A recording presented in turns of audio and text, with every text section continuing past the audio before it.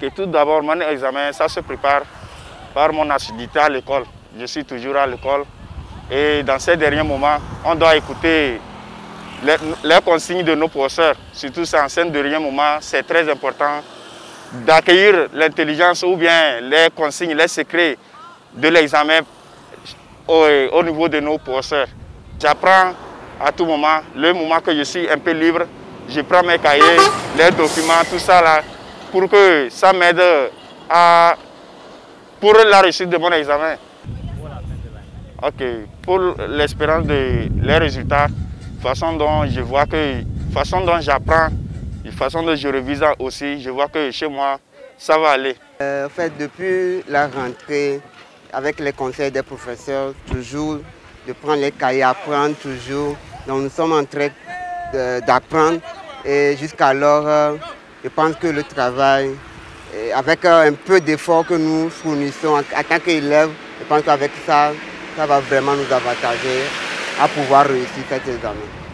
C'est Dieu qui sera, ou bien c'est Dieu qui va nous donner les résultats. Parce que nous avons commencé avec notre force, avec le peu d'intelligence que nous avons.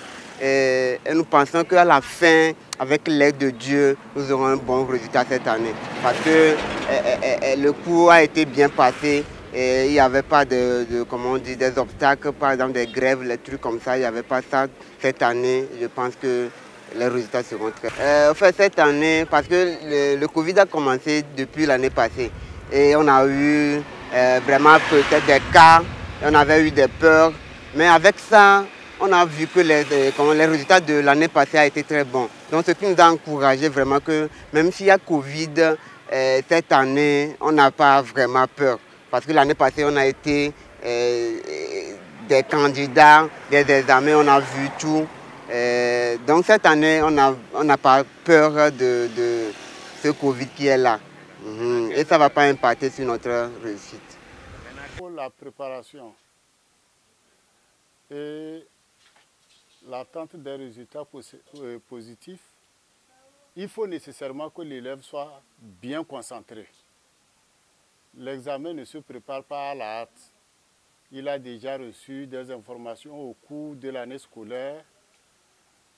Il a déjà vu la méthodologie du travail. Donc, la concentration d'abord dans sa révision. En dehors de la concentration, il faut éviter l'émotion. Parfois, le jour de l'examen, il y a certains enfants qui sont troublés parce qu'ils ont de l'émotion. Il vaut mieux se concentrer et puis lire complètement le sujet d'abord avant de commencer l'épreuve. Et il faut éviter aussi à ce qu'on se mélange les pédales. Les examens maintenant sont des examens un peu abordables le plus souvent parce que ce n'est pas comme dans l'ancien temps où les sujets sont des sujets bateaux. On vous donne des petites questions à répondre. Donc, il faut lire le sujet avant de savoir par quelle question faut-il commencer. Et puis après ça, éviter d'écouter ça et là ce que les camarades veulent dire. Parce que c'est ça qui crée le remue-ménage dans le cerveau aussi. Donc c'est ce que je peux dire. Si j'ai un candidat devant moi, c'est ce que je peux lui conseiller. Quand il quitte une épreuve, il ne faut plus revenir là-dessus. Il faut chercher à réviser les autres leçons. Et toujours dans le même style, c'est-à-dire le style de concentration.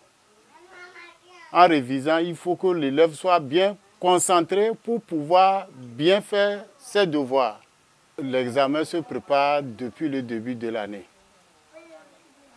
Cette méthode d'attendre pour pouvoir réviser ou bien pour se mettre au travail est une mauvaise méthode. Parce qu'il y a des choses que tu avais abandonnées. Beaucoup de renseignements que tu avais abandonnés.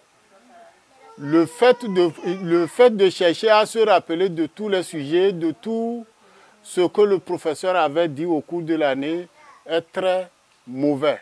Il faut se mettre au travail dès le début de l'année et commencer par bien assimiler les cours avant de pouvoir bien préparer l'examen. Oui, l'apartheid a disparu, ça je peux le dire.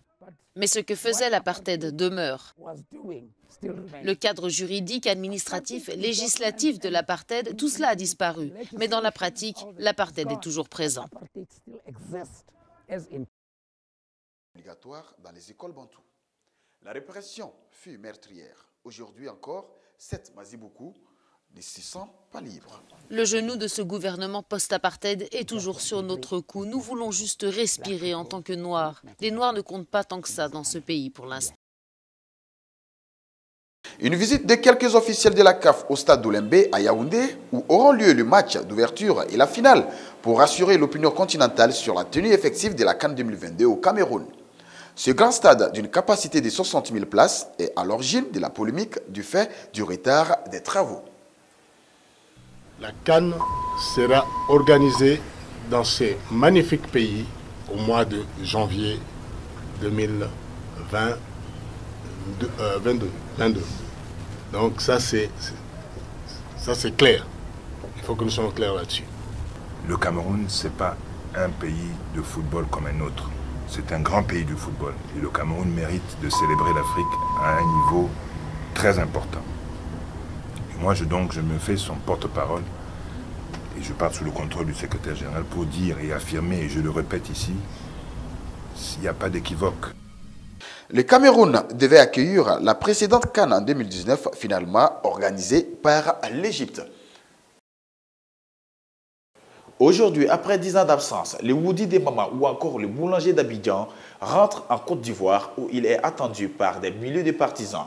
Pour certains observateurs, le retour de l'ex-président marquera un grand pas dans le processus de réconciliation des Ivoiriens.